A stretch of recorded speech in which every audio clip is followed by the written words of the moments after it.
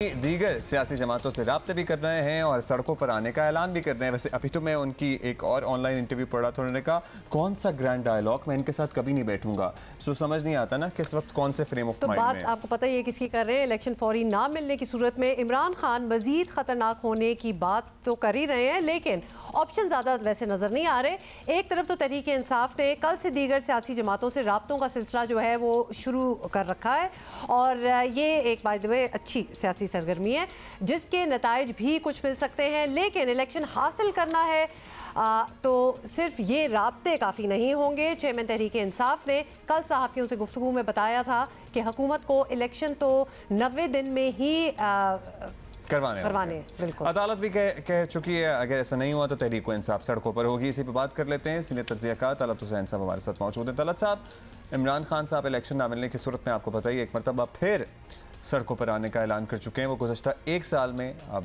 12 सड़कों पर आ चुके हैं, लेकिन बज़ाहिर कुछ हासिल हुआ नहीं, ना लॉन्ग मार्च से ना कुछ इसके अलावा। तो क्या आपको लगता है कि ये वाला ऑप्शन इस मरतबा उनका काम कर सकेगा या उस तरह से लोग दोबारा से उनके साथ सड़कों पर निकल आएंगे?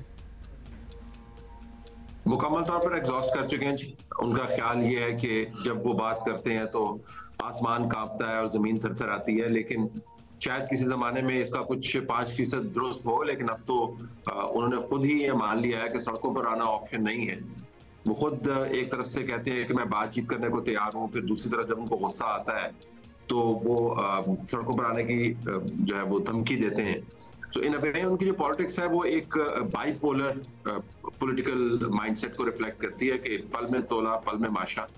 और वैसे भी इस मरतबा उनका जो मुकदमा है वो है बहुत कमजोर, क्योंकि जिस अदालत की वो बात कर रहे हैं उस अदालत के अंदर जो अक्सरियत है जजेस की, वो खुद उन मामलात के ऊपर वही बातें कर रहे हैं जिसके ऊपर हुकूमत बात करती है तो इमरान खान साहब को गुस्सा आता है। मसलन वो कह रहे हैं कि बेंच आप चीफ जस्टिस साहब अज खुद शख्सी तरजीहात की बुनियाद पर नहीं बना सकते, अज खुद नोटिस जो है शख्सी तरजीहात की बुनियाद पर नहीं ले सकते, कमेटी के जरिए होना चाहिए, मुशावरत के जरिए होना चाहिए। तो मेरे ख्याल में इमरान खान साहब का ख्याल ये है कि उनकी धमकी से शायद सुप्रीम कोर्ट के अंदर मिजाज मेजॉरिटी का बदल जाए।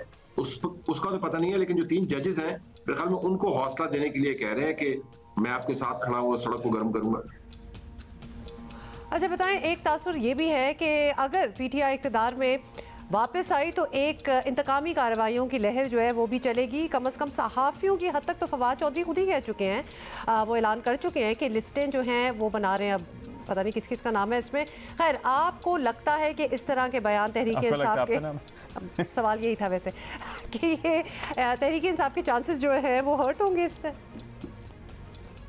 देखिए, तहरीक इंसाफ के जो बाज़ नुमाइंदगान हैं उनको कुछ पता नहीं होता कि मशरक किधर है और मगरब किधर है। वो जिस समत उठते हैं उस समत नीयत मान लेते हैं सियासी तौर पर और बॉल फॉल बोलना शुरू कर देते हैं। अब चौधरी फवाद के बारे में जो परवेज इलाही साहब जो उनके पार्टी के सदर हैं, उन्होंने ऑडियो लीक्स में जो कुछ कह दिया है, उसके बाद चौधरी फवाद की तरफ से फहरिस्तें बनाने की जो बात है उसके अंदर कितना वजन होगा। तो इनको तो संजीदगी से नहीं लेना चाहिए बिल्कुल भी, लेकिन ये एक माइंडसेट को रिफ्लेक्ट करता है कि जो हमारे नकाद हैं उनको तो हमने लटका देना है। और कमाल बात यह है कि इमरान खान साहब खुद बता रहे हैं कि फस्तायत क्या है। जिन लोगों ने इमरान खान साहब की हुकूमत के ताबे फस्तायत को भुगता है उनको पता है फस्तायत क्या है।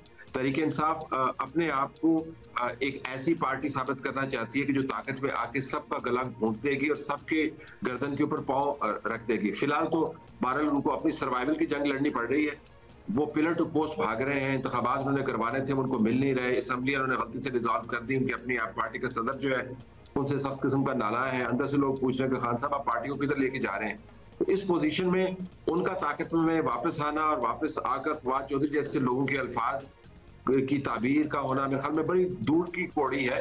लेकिन जिस तरह मैंने कहा कि फवाद चौधरी जैसे लोगों को संजीदगी से न लिया करें। चलें, बहुत शुक्रिया आपका तलत साहब। अब इमरान खान साहब का अपना दौरे हुकूमत भी बहुत से ऐसे वाक़यात से भरा पड़ा है जो सर्टनली फस्तायत की इबारत थे, लेकिन अब जो सूरत हाल है उसमें भी ख़राबियाँ हैं और इमरान खान साहब इसको फस्तायत कह रहे हैं। लेकिन साथ ही वो आज की फस्तायत पे उंगली उठाते हुए फवाद चौधरी उनके जो पार्टी लीडर कहते हैं हम लिस्टें बना रहे हैं अंदाजा आने वाले दिनों में फस्तायत कायम करने के लिए। मतलब पता नहीं क्या ये स्टेटमेंट ही देने की क्या जरूरत है। But anyway, senior attention seeker that he would do anything to thank you. Senior तज्जियाकार मुजीबुर रहमान शामी साहब हमारे साथ हैं। शामी साहब, इमरान खान जो हैं वो उन्होंने कहा है कि इलेक्शन ना हुए बेसिकली तो वो फिर सड़कों पर आएंगे। ऐसा हुआ तो सूरत हाल ऑब्वियसली बिगड़ भी सकती है, it can go either way. जाहिर है कि हुकूमत को भी ये अंदाज़ा तो था ही कि खान साहब का रद्द-ए-अमल इसी किस्म का होगा, तो इसके बावजूद इलेक्शन ना कराने पर इसरार है। हुकूमत क्या सोचकर इतना रिस्क ले रही है? तो इस वक्त तो फिर दबाव बढ़ाने की बात हो रही है। खास साहब सड़कों की बात कर रहे हैं और हुकूमती इत्तेहाद जो कार्रवाई है अदालती उसके बाइकाट की धमकी दे रहा है।